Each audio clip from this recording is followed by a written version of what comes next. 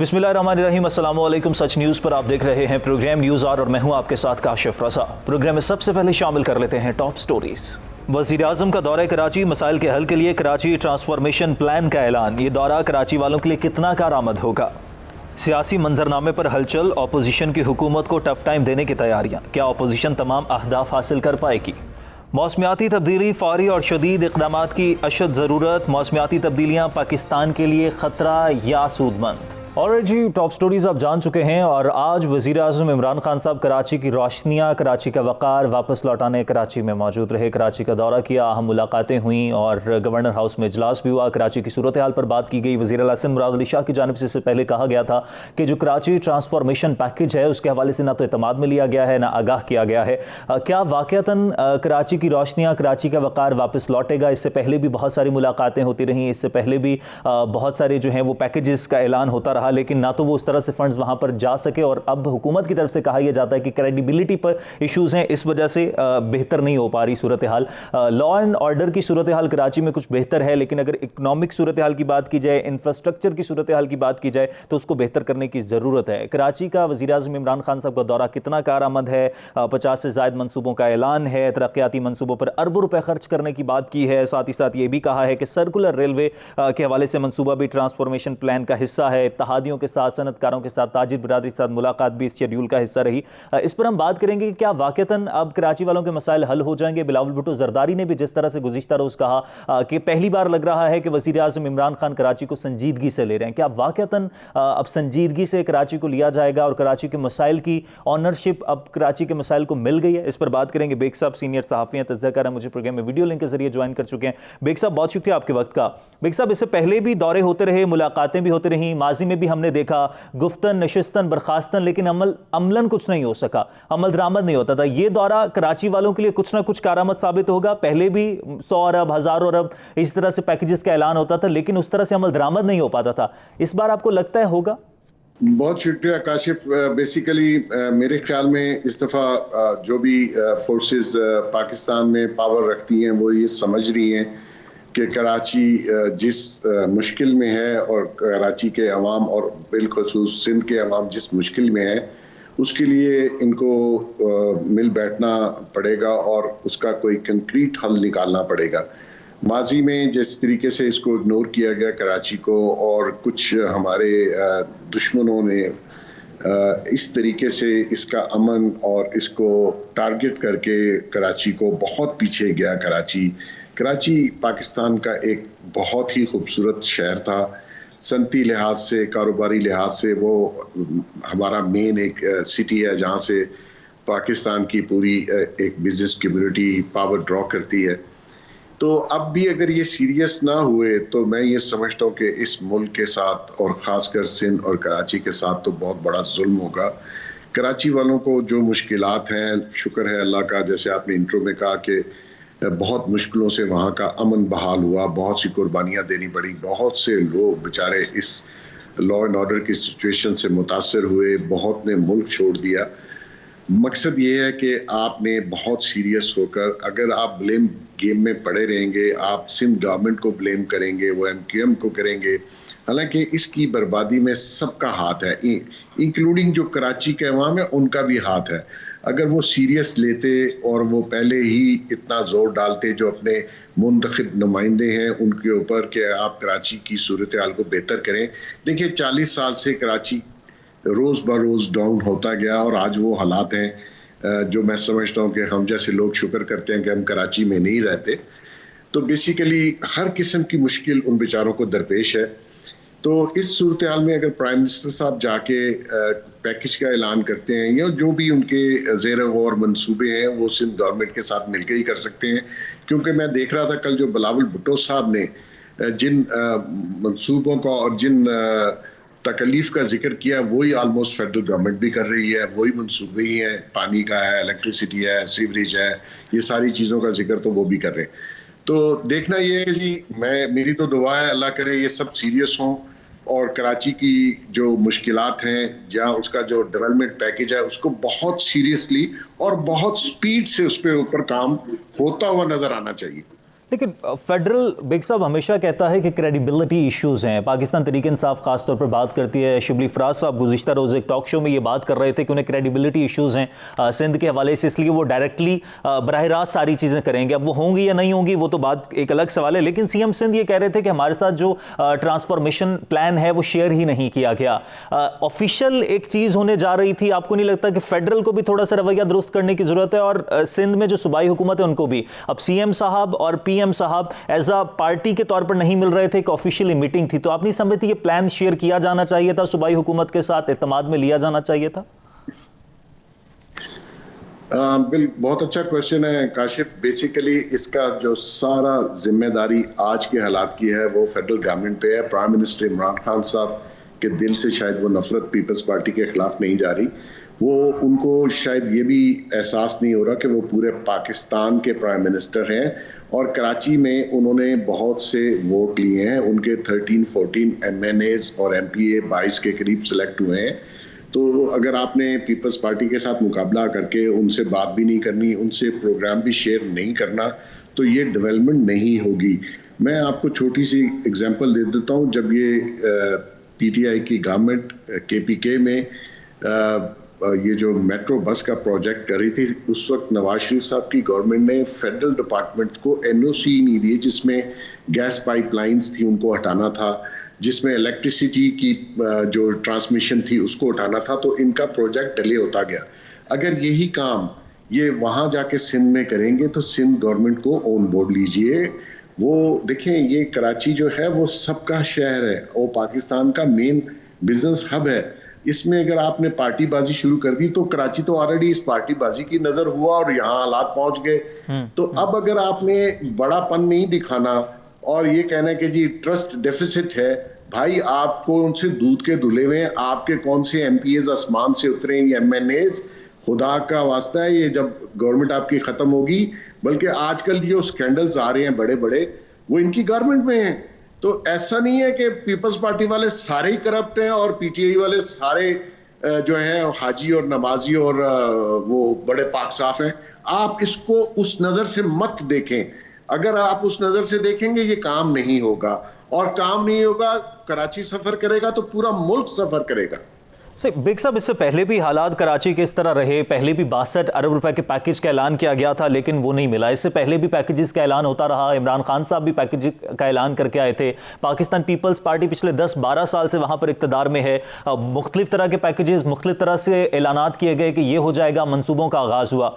इस बार जो खान साहब ये विजिट कर रहे हैं और इस बार जो सूरत हाल हुई है, इसके बाद जो सूबाई हुकूमत बातें कर रही है और वफाक जो तमाम तर इनिशिएटिव्स ले रहा है, आपको क्या लगता है कि उन मंसूबों में और ये जो 1100 अरब का पैकेज आज दिया है, इसमें क्या मुख्तलिफ है? काशिफ, 2-3 चीजें देखने की हैं कि कराची में बहुत से प्रोजेक्ट जहाँ फेडरल गवर्नमेंट के हैं वो सूबाई गवर्नमेंट के ज़ाहिर इख्तियार में नहीं आते, और इसी तरह बहुत से प्रोजेक्ट और बहुत सी जगहें जो हैं वो कंटोनमेंट बोर्ड में आती हैं।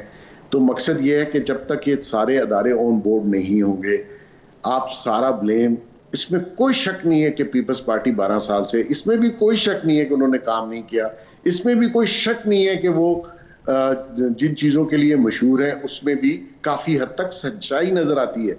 क्योंकि सिंध में करप्शन जो है उसका लेवल ही डिफरेंट है, और सिंध में मेजॉरिटी लोग जो हैं वो मैं तो कभी कहता हूं कि शायद करप्शन हवा में है सिंध में।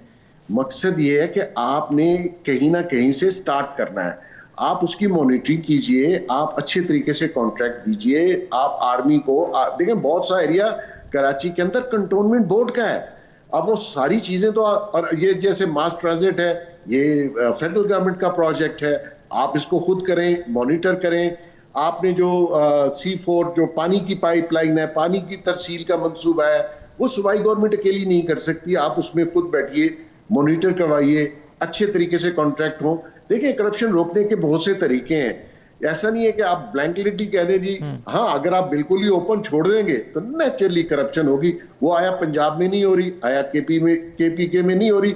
वो तो एक चीज हमारे पाकिस्तानियों में रस बस गई है, करप्शन। इसको तो हम अब माइंड भी नहीं करते। लेकिन अगर आपने सच्चे दिल से काम करना है तो आप उसकी मॉनिटरिंग सख्त करवा दीजिए और आप शुरू करें। लेकिन बेग साहब, आज जो न्यूज़ ब्रीफिंग खान साहब ने कराची में दी उसमें उनके साथ गवर्नर सिंध भी बैठे हुए थे, वजीर आला सिंध भी बैठे हुए थे, और ये एक बहुत अच्छा जेस्चर था।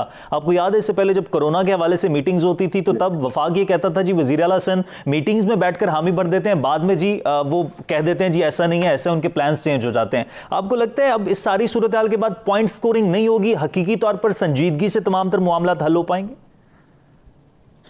देखिए, जहां तक पहले प्रीवियसली फेडरल गवर्नमेंट ने भी उनको इग्नोर किया, नेचुरली वहां से भी रिस्पांस वैसा ही आएगा। हमने भी सिंध वालों से कोई अच्छा सलूक नहीं किया एज ए फेडरल गवर्नमेंट। और कोरोना के ऊपर मैं ये समझता हूँ, मेरी ये जाती राय है कि सिंध गवर्नमेंट का इनिशिएटिव बहुत अच्छे थे, लेकिन फेडरल गवर्नमेंट ने उसको डिस्करेज किया। और अगर हम उनका साथ देते, उनके इनिशिएटिव्स को सपोर्ट करते और इंप्लीमेंट करवाते, तो मैं समझता हूँ रिजल्ट कोरोना के बहुत मुख्तलिफ होते। सिंध ने उस पर लीड ली, लेकिन सम रीजन हमारे फेडरल मिनिस्टर्स ने यहाँ पे रोज उनकी प्रेस कॉन्फ्रेंस करके उनके सारे इनिशिएटिव्स की नफी की। अब जहां तक मैं समझता हूँ आज जेस्चर मिला है गवर्नर हाउस में, सीएम सिंध साथ बैठे हुए, बहुत अच्छा है। अल्लाह करे ऐसा ही रहे, कोऑर्डिनेशन होनी चाहिए। अगर ये पुल्स अपार्ट रहेंगे तो काम नहीं होगा, और काम नहीं होगा तो ना सीएम सिंध साहब को फर्क पड़ेगा, ना पीएम इमरान खान साहब को फर्क पड़ेगा। कराची के अवाम जो ऑलरेडी सफर कर रहे हैं, वो बेचारों की मुश्किलात में मजीद इजाफा होगा और काम मजीद डिले हो जाएगा। इसमें जो सबसे इंपॉर्टेंट चीज है, अगर आप कोऑर्डिनेशन करते हैं तो आप फौरी तौर पर जो बल्दियात का निजाम है उसको बहाल करवाने और उसके इलेक्शन करवाने की तैयारी करें। जो जिसको हिस्सा मिले, काम की बुनियाद में मिले, वैसे मिले, वो उसको छोड़ देना चाहिए, वो अवाम पे छोड़िए, वो जिसको सिलेक्ट करें, मेयर, नाज़म, व्हाटएवर।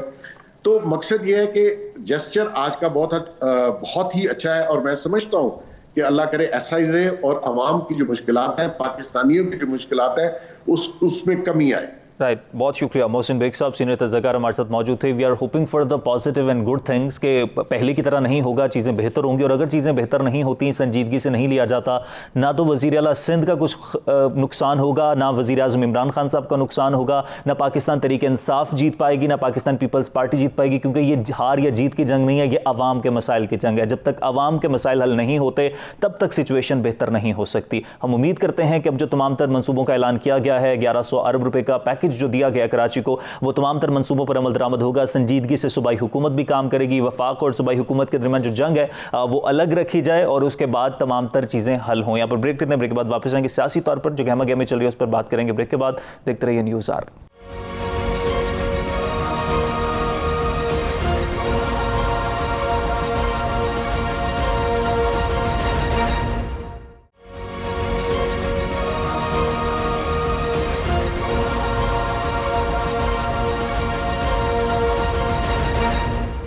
ऑलराइट जी, वेलकम बैक। ब्रेक के बाद वापस आने का शुक्रिया। और मुल्क में इस वक्त कहा यह जा रहा है कि आने वाले वक्त में सियासी गहमा गहमी उरूज पर होगी। ऑपोजिशन ने कमर कस ली है हुकूमत को टफ टाइम देने के लिए। पिछले 2 साल में हुकूमत उस तरह से परफॉर्म तो नहीं कर पाई, लेकिन हुकूमत ऑपोजिशन के हवाले से भी काफ़ी खुशकिस्मत रही है, क्योंकि किसी भी जमहूरी तर्ज हुकूमत में ऑपोजिशन हमेशा से हुकूमत के गलत कामों पर तनकीद करती आई है। लेकिन हमारे यहाँ ऑपोजिशन पर एहतसाब का शिकंजा इतना सख्त था बकौल उनके कि वो उसी में उलझे रहे और वो हुकूमत को टफ टाइम दे नहीं सके। लेकिन अब ऑपोजिशन ने APC बुलाने की तैयारी कर ली है। पाकिस्तान पीपल्स पार्टी APC को होस्ट करेगी और 20 सितंबर को ऑल पार्टीज कॉन्फ्रेंस होने जा रही है। मुश्तरका तौर पर एजेंडा क्या है और क्या ऑपोजिशन इस सिचुएशन में है कि हुकूमत को दबाव में ला सकेगी और क्या हुकूमत दबाव में आएगी। और एक और सवाल बहुत अहम पैदा होता है कि क्या ऑपोजिशन की APC या ऑपोजिशन का लाहे अमल हुकूमत के स्ट्रैटेजी, हुकूमत के रवैये पर डिपेंड करता है। अगर एहतसाब मजीद सख्त हो जाता है तो क्या ऑपोजिशन मजीद मुतहर्रिक हो जाएगी, और अगर दबाव ज्यादा सख्त होता है तो यह भी हो सकता है कि ऑपोजिशन अपनी APC के बाद कुछ लाए अमल तय कर ही ना पाए।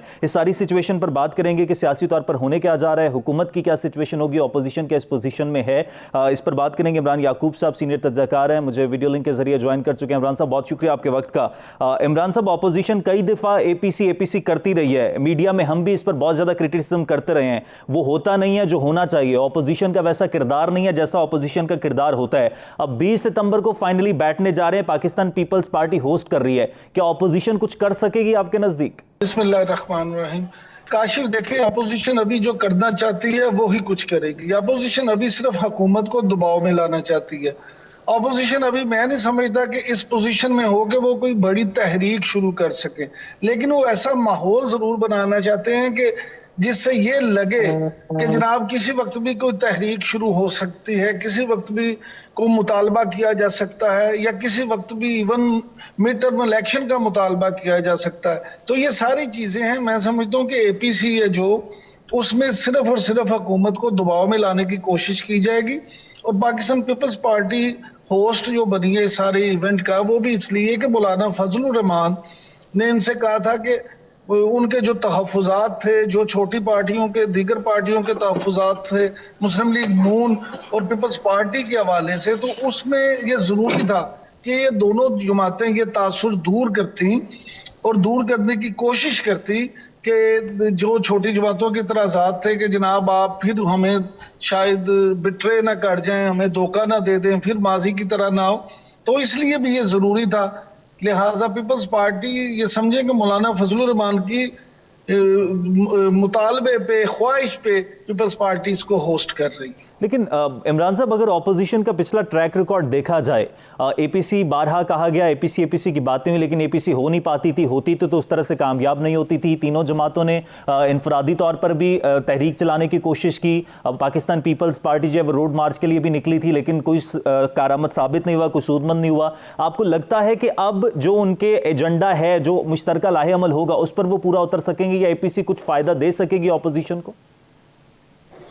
काशिफ, मैंने पहले भी कहा कि अपोजिशन का इस वक्त मकसद हुकूमत को दबाव में लाना है। एपीसी जो है उससे हुकूमत पे दबाव बढ़ेगा या नहीं बढ़ेगा, इस बात का इन्हिसार इसमें है कि एपीसी में फैसले क्या किए जाते हैं। और एपीसी में आसिफ अली जरदारी और बिलावल भुट्टो जरदारी, इसी तरह से मरियम नवाज, शहबाज शरीफ, इन सब के जो रवैये हैं, इन सब की जो सोच है, इन सब के जो वहां पे तर्ज अमल है, उसके बाद ये फैसला होगा कि अपोजिशन क्या करना चाहती है।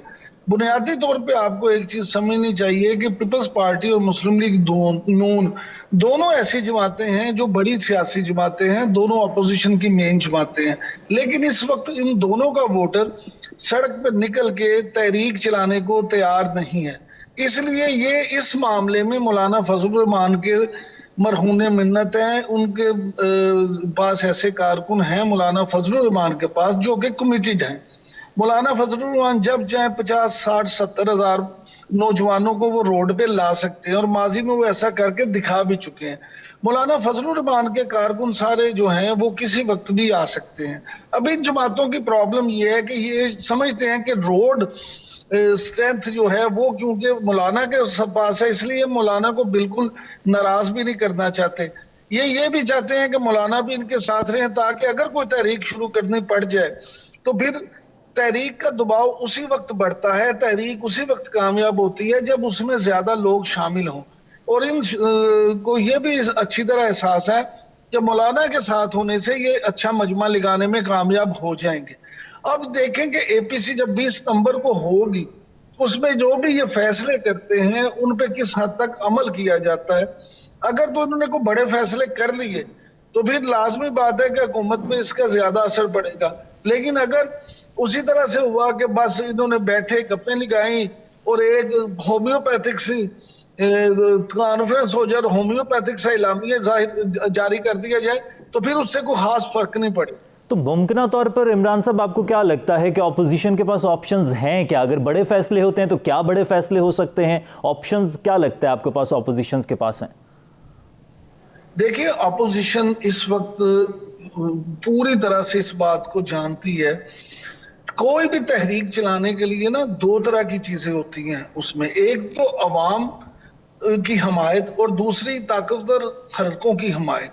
ऑपोजिशन की मुझ प्रॉब्लम यह है कि उसके पास ये दोनों हमायतें इस वक्त नहीं है। ना तो ताकतवर हलके फौरी तौर पे ये चाहते हैं कि ऑपोजिशन को बड़ी तहरीक चलाए और ना ही अवाम इस मोड में नजर आते हैं।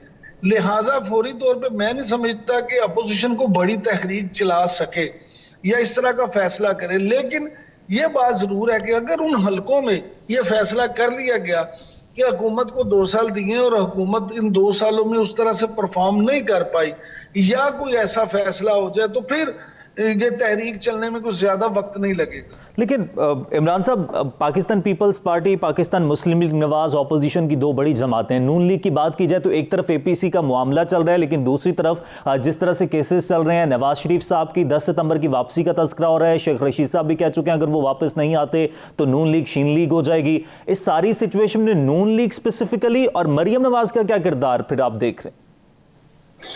काशिफ, मेरी बात लिख लें कि मियां नवाज शरीफ अभी वापस नहीं आएंगे। बुनियादी वजह यह है कि ना मियां नवाज शरीफ खुद वापस आना चाहते हैं, ना उनकी फैमिली ये चाहती है और ना ही उनकी जमात ये चाहती है।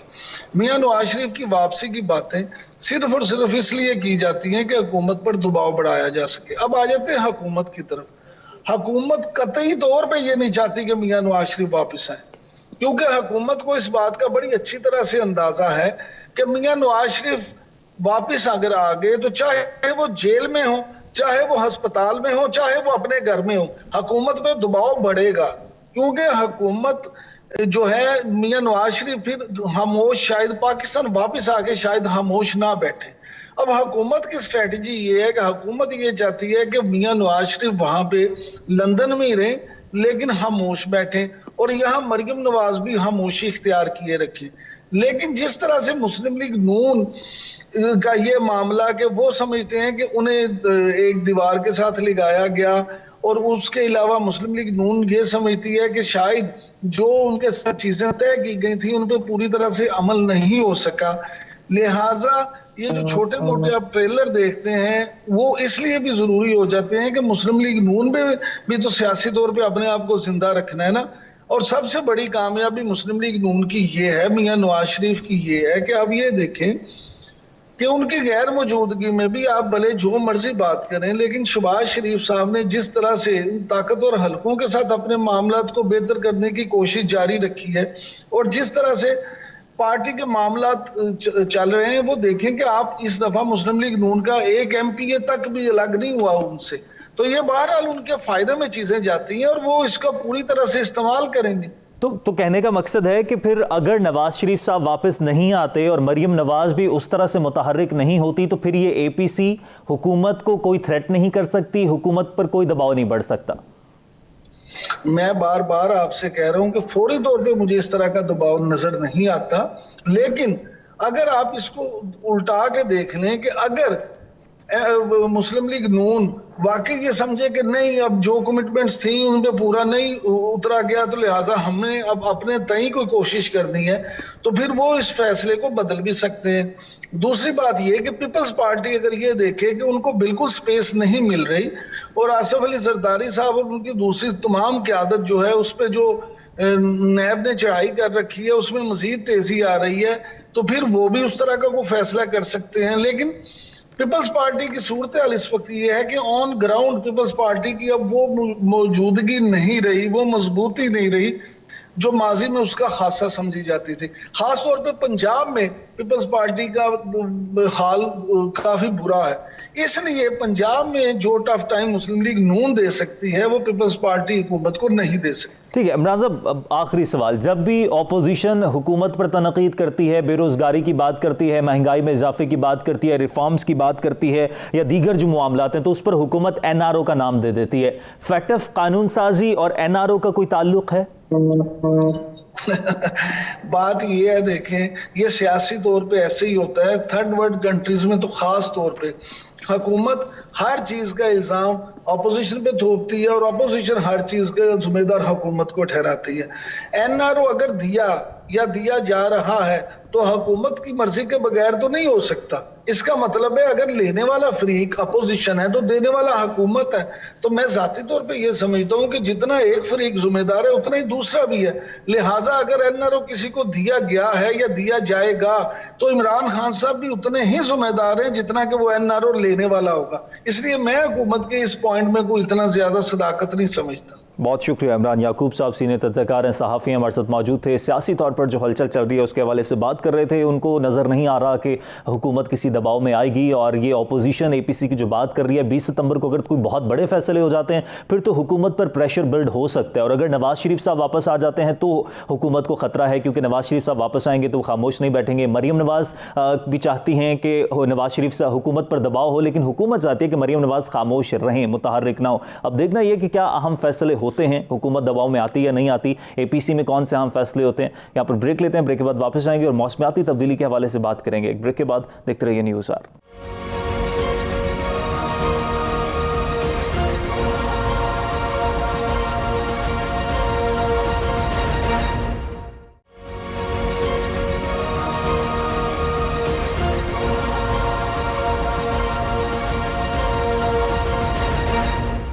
ऑलराइट जी, वेलकम बैक। ब्रेक के बाद वापस आने का शुक्रिया। और किसी भी मुल्क में जब मौसमियाती तब्दीली आती है तो वो मुख्तलिफ तरीक़ों से इफेक्ट करती है उस मुल्क में रहने वालों को, उस मुल्क में दीगर जो मामला चल रहे होते हैं। पाकिस्तान में मौसमियाती तब्दीली इस वक्त शदीद नज़र आ रही है, ख़ासतौर पर जो बारिशों का सिलसिला है उसके बाद कराची में जिस तरह से सूरत हाल है, पूरा कराची डूब गया। इसके अलावा दीगर शहरों में भी इसी तरह तवातर के साथ बारिश हो रही है। अभी 2 रोज़ के लिए महकमा मौसमियात की तरफ से कहा गया है कि गर्मी की शिद्दत होगी, लेकिन कहा यह जा रहा है कि एक और स्पेल भी कराची में आ सकता है बारिश का।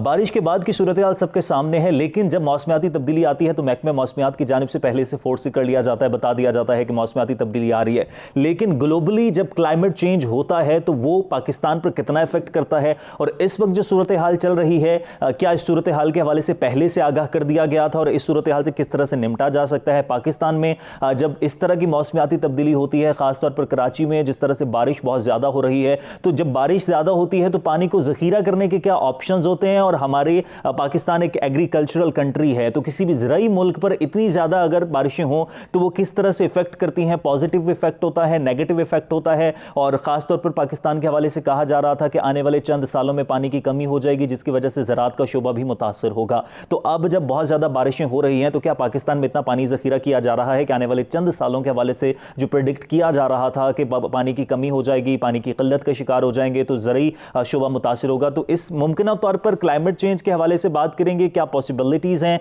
आगे जाकर अगर मौसमियाती तब्दीली मजीद स्वेर होती है तो फिर पाकिस्तान के पास क्या ऑप्शंस हैं, वर्ल्ड वाइड क्या सिचुएशन चल रही है, इस पर हम बात करेंगे। अली तौकीर शेख साहब माहिर मौसमियात हैं, मुझे प्रोग्राम में वीडियो लिंक के जरिए ज्वाइन कर चुके हैं। अली साहब बहुत शुक्रिया आपके वक्त का।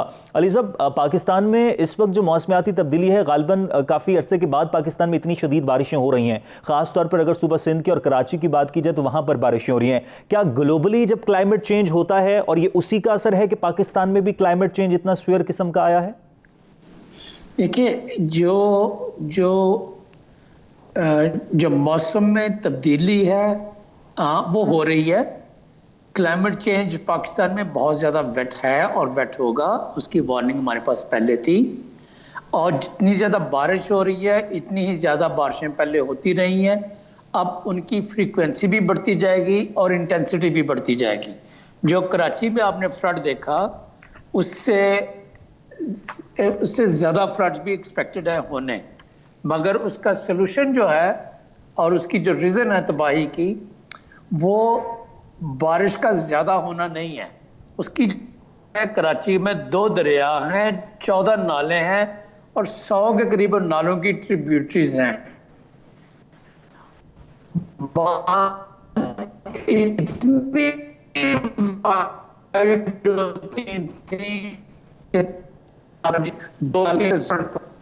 अगर उन सारों के ऊपर एनक्रोचमेंट्स हो जाएं तो तबाही तो होगी। तो जो वजह है वो एनक्रोचमेंट्स हैं, और एनक्रोचमेंट जो है वो सारी वहां पे गरीब गुरबा रहते हैं। तो इसलिए मसला ज्यादा कॉम्प्लिकेटेड है। एक तरफ तो ये है कि गरीब लोगों का भी जिंदा रहने का हक है, दूसरी तरफ यह है कि वो इलीगल सेटलमेंट्स बनी हुई हैं जिनके ऊपर लोगों ने पैसे बनाए हैं। उन जिन लोगों ने पैसे बनाए हैं वो आज गवर्नमेंट में भी हो सकते हैं, या पिछली गवर्नमेंट में भी हो सकते हैं, या अगली गवर्नमेंट में भी होंगे। और जो गरीब लोग अपने जगहों को छोड़कर आए हैं वो इसलिए छोड़कर आए हैं कि वहाँ पे भी मौसम की तब्दीली, गुर्बत और एनवायरनमेंट डिग्रेडेशन की वजह से वो अपने शहरों को छोड़ के कराची या दूसरे शहरों में गए।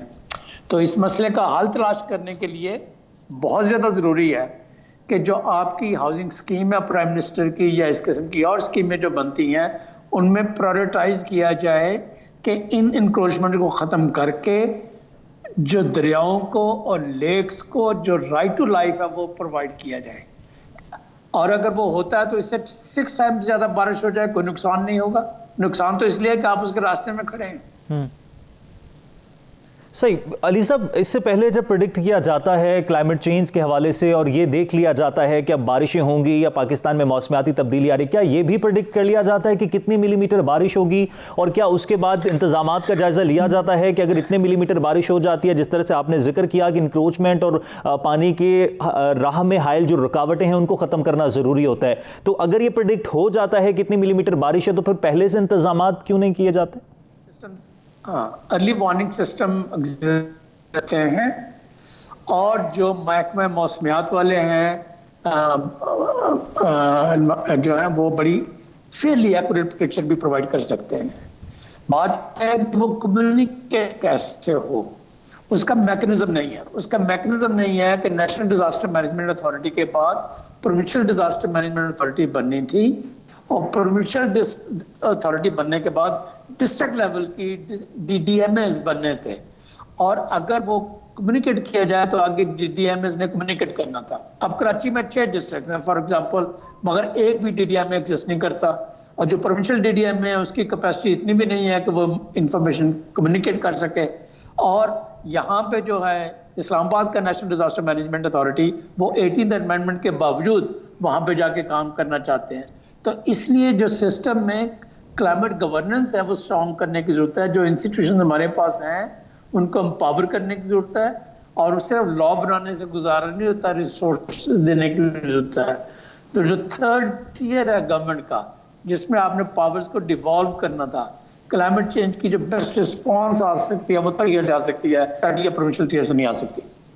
सही। अली साहब, आगे मौसम तब्दील हो रहा है पाकिस्तान में। अब हम देख रहे हैं कि पिछले कुछ सालों से सर्दियों का स्पैन कम होता जा रहा है, गर्मियां ज़्यादा वक्त के लिए आती हैं। अब जिस तरह से मौसम तब्दील हुआ है, आने वाले वेदर में भी ये इफेक्ट करेगा आगे जो सीजन आ रहा है? जी देखिए, पाकिस्तान जो है बहुत क्लाइमेट वल्नरेबल कंट्री है और कराची उसका और सिंध उसका हॉटस्पॉट है। अभी यहाँ पे हीट वेव्स आती हैं, अभी वहाँ पे पेंडेमिक आया हुआ था, अभी भी चल रहा है वो। इसके अलावा लोकस्ट आया हुआ था। हमें क्या मालूम है कि जी बाज़ डिस्ट्रिक्ट्स में जो है वो ड्राउट चल रहे हैं, जैसे सरपारकर में पिछले कई साल से चल रहे हैं। 6 या 7 और डिस्ट्रिक्ट में इस वक्त ड्राउट भी चल रहा है वहाँ पे। तो ये जो डिजास्टर्स हैं हमारे पास कंकरेंटली बहुत सारे इकट्ठे हो रहे हैं, as a developing country, as a poor country, as a poorly governed country. और ये में नहीं है, ये में भी हैं, गिलगित बल्तिस्तान में भी हैं, पंजाब में भी हैं। तो ये प्रिडिक्टेड है, ये कोई नई चीज़ नहीं है। ये नहीं है कि आपको अखबार से जाके पता चलता है कि जी आज क्लाइमेट चेंज हो गया। हमें पिछले 30 साल से पता है और ये सारी प्रोजेक्शन थी कि बारिशें भी ज़्यादा होंगी, ये भी प्रोजेक्शन थी कि ड्राउट भी ज़्यादा आएंगे, ये भी प्रोजेक्शन थी कि लोकस्ट आएगा, ये भी प्रोजेक्शन थी कि जी जो है ना वेरिएशन बहुत ज़्यादा हो जाएंगी। तो इसलिए जो क्लाइमेट गवर्नेंस है उसको एड्रेस करना जरूरी है और उसको एड्रेस करने के लिए लोकल लेवल की गवर्नमेंट का, जैसे मैंने पहले अर्ज किया, एक ही है। दूसरा जो साइंटिफिक इंफॉर्मेशन है वो होना बहुत ज्यादा जरूरी है। मैं आपको एक छोटी सी एग्जांपल देना चाहता हूँ, शायद आपको पसंद ना आए। एक तरफ ये है कि हमने कई $1 मिलियन लगा के नाला लई में वार्निंग सिस्टम बनाया जापानीज गवर्नमेंट के साथ, उसको वाइडन करने की कोशिश की। हमने पॉलिसियां बनाई, कॉलोनियां बनाई या वहां से लोगों को मूव करने की कोशिश की। दूसरी तरफ प्रेजेंट गवर्नमेंट के कैबिनेट मिनिस्टर शेख रशीद साहब उसके ऊपर सड़क बनाना चाहते हैं। ये इस तरह से हुकूमतें या मुल्क क्लाइमेट चेंज को एड्रेस नहीं कर सकते। आपको या वहां पे सड़क बनाने की पॉलिसी करनी चाहिए या आपको वहां पे जो है वो इकोसिस्टम बेस्ड एक अप्रोच करनी चाहिए जो गवर्नमेंट ने परस्यू किया। तो आप उनमें से एक चीज को चूज करें। आप ये नहीं कर सकते अगर दोनों चीज, आप उसके ऊपर सड़क भी बनाएं जैसे कराची में बनी, वो बह जाएंगी, टूट जाएंगी, मसला आएगा, या आप पानी को बहने का रास्ता प्रोवाइड करें। तो जो बेहतरीन पॉलिसी है पाकिस्तान जैसे मुल्क में जहाँ पे आबादी बहुत ज़्यादा है, जहाँ पे लोग लो लाइंग एरिया में रहते हैं, जहाँ पे वो रिवर्स में अपने घर बना लेते हैं, जहाँ पे सिंध में फॉर एग्जांपल कच्चों के एरिया में पूरी कॉलोनियाँ और शहर बन गए हैं और गवर्नमेंट के हॉस्पिटल, स्कूल्स और पता नहीं क्या क्या बन गया। तो अगर आप इन चीज़ों का इलाज चाहते हैं तो बेहतरीन जो पाकिस्तान में फ्लड्स का सोल्यूशन एक मौजूद है उसकी तरफ हमें पूरी फोकस करनी चाहिए, और वो है कि जिस दरिया के या रिवर के रास्ते में कोई चीज़ें हैं उनको मूव करने की कोशिश करें, उनको वाइडन करने की कोशिश करें, तो हमारी जो कैपेसिटी होगी वो 2047 में 3 डेकेड्स में और 2100 में पूरी सेंचुरी में इतनी होनी चाहिए कि इससे 6 टाइम्स ज़्यादा रेन आए, इससे 6 टाइम्स ज़्यादा पानी आए तो हमारा कोई एक घर भी ना टूटे। And that is possible, I think it's still possible. I think जो प्राइम मिनिस्टर सिंध में 806 बिलियन रुपीज़ का जो वहाँ पे एक पैकेज लेके गए हैं, इसी किस्म का एक पैकेज होना चाहिए फ्लड्स के अगेंस्ट, जिसमें एनक्रोचमेंट्स होनी चाहिए। एनक्रोचमेंट जब मैं ये कहता हूँ तो यकीन कीजिए पाकिस्तान में लॉज एग्जिस्ट करते हैं जिसके तहत ये नहीं हो सकती, मगर लॉज की वॉल्यूशन है जो पिछले 30 या 40 साल में हुई है। तो उसके खिलाफ आपको rivers have the right to life, जैसे इंसान का राइट टू लाइफ है, रिवर्स का राइट टू लाइफ। उनको आप ब्रीथ करने दें, उनको गुजरने दें, वहां से अपनी पॉपुलेशन को रीसेटल करें जहां जहां कर सकते हैं। और उसकी कॉस्ट होगी, ये तकरीरों के साथ नहीं होगा, ये लेजिस्लेशन के साथ नहीं होगा। इसके लिए आपको 1000-2000 बिलियन रुपीस अगले 5-10 साल कमिट करने होंगे। और कराची ने आपको एक बहुत बड़ी अपॉर्चुनिटी प्रोवाइड की है कि हम रिफ्लेक्ट करें और सोचें कि इसकी वजह क्या है, कितना नुकसान हो रहा है। अच्छा अली साहब, मेरा आखिरी सवाल, पाकिस्तान एक ज़राई मुल्क है, ये इतनी ज़्यादा जो बारिशें हो रही हैं, जो मौसमियाती तब्दीली आई है, इसका हमारे ज़राई शोबे पर पॉजिटिव इम्पैक्ट होगा या नुकसानदेह है? जी, ये मोस्टली हमारी नुकसानदेह हो जाएगा, टाइमिंग पर डिपेंड करता है, क्योंकि जो बाज़ क्रॉप्स ऐसी होती हैं वो ज़्यादा रेन को बर्दाश्त नहीं करती, पसंद नहीं करती, जैसे वीट है, और बाज़ ऐसी हैं जो पसंद करती हैं, जैसे शुगर केन है। चूंकि पाकिस्तान एक वाटर स्केर्स कंट्री है तो हमें शुगर केन की जरूरत नहीं है, हमें अपनी पॉपुलेशन के लिए वीट की जरूरत है। और वीट और कॉटन वगैरह के लिए इस किस्म की बारिशें जो है वो नुकसानदेह होती हैं। तो हमें थोड़ा सा अपने क्रॉपिंग पैटर्न को रिविजिट करना होगा, नई पॉलिसीज या नई वैरायटीज बनानी होंगी जो ज़्यादा बारिश को विथस्टैंड कर सकें, इंक्लूडिंग सॉल्ट वाटर को कर सकें। सॉल्ट वाटर आता है सी वाटर इंट्रूजन के साथ, साइक्लोन्स के साथ, तो 3-4 डिस्ट्रिक्ट जो सिंध के हैं वहाँ पे ये पॉसिबल है। Alright, thank you very much. Ali Tauqeer Sheikh हमारे साथ मौजूद थे, हमारे मौसमियात हैं, मुल्क में मौसमियाती तब्दीली के हवाले से बात कर रहे थे। पाकिस्तान में पॉलिसीज़ को बेहतर करने की ज़रूरत है, क्लाइमेट गवर्नेंस को बेहतर करने की ज़रूरत है। और इस वक्त जो बारिशों की वजह से ख़ासतौर पर कराची में सूरत हाल है, जो कि हम प्रोग्राम के पहले सेगमेंट में बात भी कर रहे थे, इंक्रोचमेंट और पानी के राह में जो हायल रुकावटें हैं, अगर उनको ख़त्म कर दिया जाए तो ये बारिशें कभी भी रहमत की जगह जहमत ना बने। बहरहाल पॉलिसीज़ इस हवाले से भी बेहतर करने की ज़रूरत है, बनाने की ज़रूरत है। आज के प्रोग्राम से इजाज़त दीजिए, अल्लाह ने के पान।